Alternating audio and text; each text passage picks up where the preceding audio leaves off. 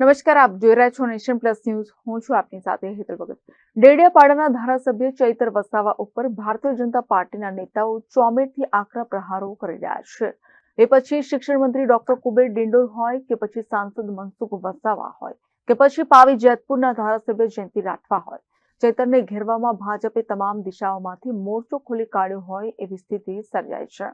છેલ્લા કેટલાય સમયથી ચૈતર વસાવા આદિવાસી વિસ્તારની મૂળભૂત સમસ્યાઓ જેવી કે શિક્ષણ, આરોગ્ય અને આંતરમાળખાકીય સુવિધાઓ આપવામાં ભાજપ સરકાર સદંતર નિષ્ફળ ગઈ છે એમ જણાવીને આક્રમક વલણ દાખવી રહ્યા છે.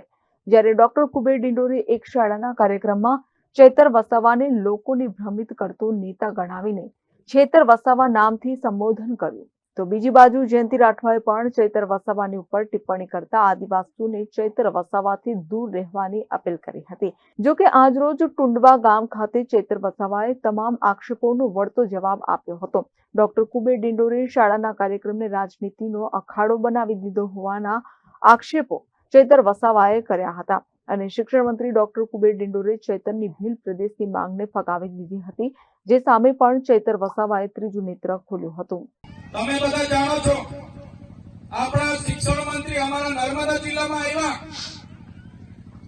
ત્યારે શિક્ષણ મંત્રીએ મારા નામની અનેક ટિપ્પણીઓ કરી, અનેક ભાષણો કર્યા. એમણે કીધું કે શું ખોટ પડી ગઈ. ત્યારે શિક્ષણ મંત્રીને હું કહેવા માંગુ છું, તમે શાળાના કાર્યક્રમમાં ઉપસ્થિત હતા શિક્ષણ મંત્રી તરીકે. તમે જે જગ્યા પર આવ્યા હતા એ શાળાનો કાર્યક્રમ હતો અને તમે શિક્ષણ મંત્રી છો. ત્યારે શિક્ષણ મંત્રી તરીકે તમારે એનું ચિંતન કરવું જોઈએ કે આદિવાસી વિસ્તારોમાં નકલી કોલેજો ચાલે છે નર્સિંગના નામે. આદિવાસી વિસ્તારોમાં એક શિક્ષકથી હજારો શાળાઓ ચાલે છે, એની ચિંતા તમારે કરવી જોઈએ. તમે પોતે મંત્રી છો અને આદિવાસી બાળકોને ઉચ્ચ અભ્યાસ માટે જે પોસ્ટ મેટ્રિક શિષ્યવૃત્તિ મળતી હતી એ તમારી સરકારે કેમ બંધ કરી, એનો ખુલાસો તમારે આપવો જોઈએ. શિક્ષણ મંત્રીએ એની વાત કરવી જોઈએ. એની જગ્યાએ ચૈતર વસાવા શું કરે છે એની વાત કરતા હતા. ત્યારે એમણે કીધું કે અમે તો કાલે વડાપ્રધાનને મળીને ભીલ પ્રદેશ આપી દઈશું, પણ ભીલ પ્રદેશ કઈ રીતના ચલાવશે, અહીંયા તો કોઈ આદિવાસી ટેક્સ ભરતા નથી. ત્યારે શિક્ષણ મંત્રીને ખબર ન હોય તો એમની જાણ માટે હું કહી દઉં છું, આદિવાસી વિસ્તારમાં જે પાણી છે, વીજળી છે, લિગ્નાઇટ છે, રેતી છે, પથ્થર છે, જળ છે, જંગલ છે, જમીન છે, એમાંથી અનેકો કરોડો ને પણ અબજો રેવન્યુ અમે જનરેટ કરીએ છીએ. એનાથી આ દેશ ચાલે છે. અમે કોઈના પર ભીખ નથી માંગતા. અમે સવારેથી લઈને અમે ટેક્સ ભરીએ છીએ. માચીસ થી લઈને જે પણ સામગ્રી અમે લઈએ છીએ એનો ટેક્સ અમે ભરીએ છીએ. અને તમારા મળતિયાઓ, એનજીઓ, એજન્સીઓ, કોન્ટ્રાક્ટરો ટ્રાઇબલ સપ્લાયનું કરોડોનું બજેટ સગે વગે કરે છે. ત્યારે આદિજાતિ વિકાસ વિભાગે, તમે મંત્રી છો તો આદિવાસી બાળકોની સ્કોલરશીપ કેમ બંધ કરી એનો ખુલાસો તમારે આપવો જોઈએ. 3 વર્ષથી વડોદરાની એમએસ યુનિવર્સિટીના વાઇસ ચાન્સલર બોગસ સર્ટિફિકેટના આધારે નોકરી કરતા હતા, હમણાં પકડાયા છે, એનો ખુલાસો તમારે આપવો જોઈએ. પણ તે આપી નથી શકતા અને હવામાં ફાંકા ફોજદારી કરે છે.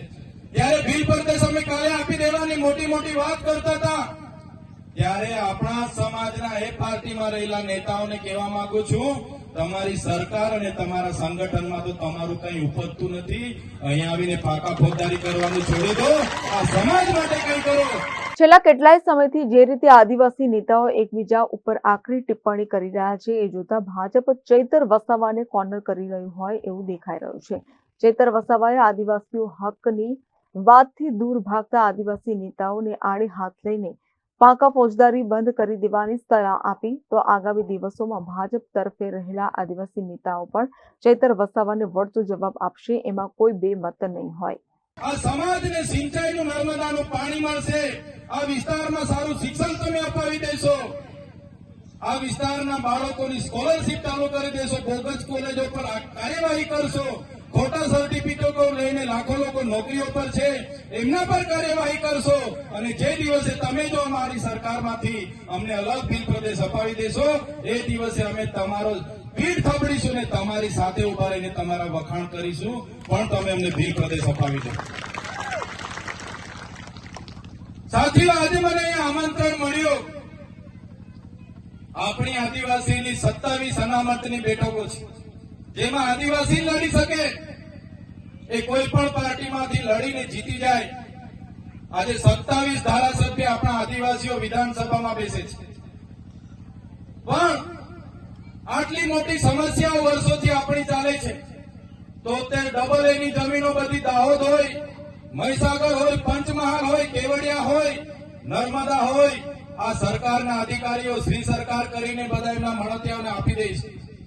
એક પણ નેતા આદિવાસીઓની જમીનો માટે, એક પણ નેતા આદિવાસીઓના શિક્ષણ માટે, એક પણ નેતા આદિવાસીઓના આરોગ્ય માટે બોલવા તૈયાર નથી. બધાને પોતાની ટિકિટોની પડી છે. જ્યારે પાર્ટી ઊંચી આંગળી કરવા ગઈ ત્યારે ઊંચી આંગળી કરે છે. એમને ખબર છે બે હાથ જોડીશું એટલે તાલુકાની ટિકિટો એમને મળે છે, પગે પડે એટલે એમને જિલ્લાની ટિકિટો મળી જાય છે, અને ઉપડા પડીને દંડવત કરી દે તો ધારાસભ્યની ટિકિટ મળે છે. એ જ આપણા નેતાઓ પાર્ટીઓમાં કરી રહ્યા છે. અંબાજીથી લઈને ઉમરગામ સુધી આદિવાસીઓના પ્રશ્નોને પૂરા કરવા માટે ભાજપ પોતે ક્રેડિટ લઈ રહી છે, ત્યારે આ વિસ્તારની જનતાની સમસ્યાઓનો કોઈ પાર નથી એમ ચૈતર વસાવાએ જણાવ્યું છે. ત્યારે આગામી દિવસોમાં આદિવાસી નેતાઓનો આ જંગ વધુ સ્ફોટક બને તો નવાઈ નહીં. Rehan Patel, nation plus news, Chhota Udepur. સમાચારોના સતત અપડેટ મેળવવા માટે અમારી નેશન પ્લસ ન્યૂઝની યુટ્યુબ ચેનલને સબસ્ક્રાઇબ કરો, બેલ આઇકન દબાવો અને જોડાયેલા રહો ફેસબુક, ઇન્સ્ટાગ્રામ અને ટ્વિટર પર.